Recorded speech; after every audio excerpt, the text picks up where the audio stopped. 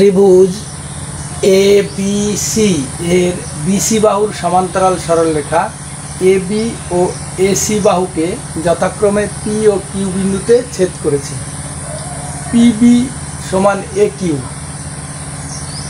AP সমান 9 একক, QC সমান 4 একক হলে পিবি এর দৈর্ঘ্য হিসাব করে লিখি।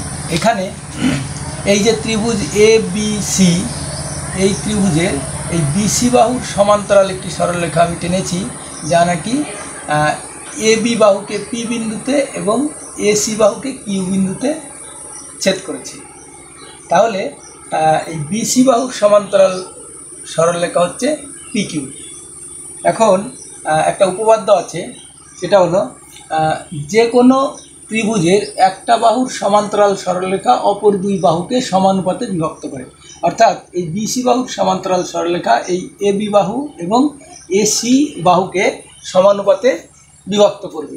তাহলে আমরা এখানে লিখতেই পারি যে এই এপি বাই হচ্ছে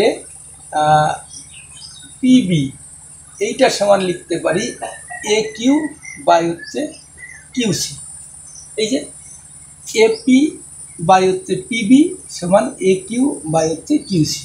এইবার আমাদের এখানে দিয়েই দিয়েছে এপি মানে হচ্ছে 9, আর আমাকে বের করতে হবে পিবি বাহুর মান। তাহলে এইটা হচ্ছে পিবি সমান সমান, আর দেওয়া আছে কি এই পিবি আর হচ্ছে এ কিউ সমান, মানে পিবি সমান হচ্ছে এ কিউ।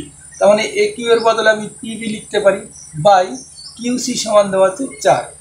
তাহলে এখানে যদি আমরা কোনাকুনি গুণ করি তাহলে লিখতে পারি পিবি তার হচ্ছে স্কোয়ার সমান সমান কোনাকুনি গুণ করলে 4 9 36, বা বলতে পারি যে পিবি সমান সমান √36 বা পিবি সমান সমান হচ্ছে 6। অতএব বলবো পিবি সমান হচ্ছে 6 একক। এটাই হবে আমাদের সঠিক উত্তর।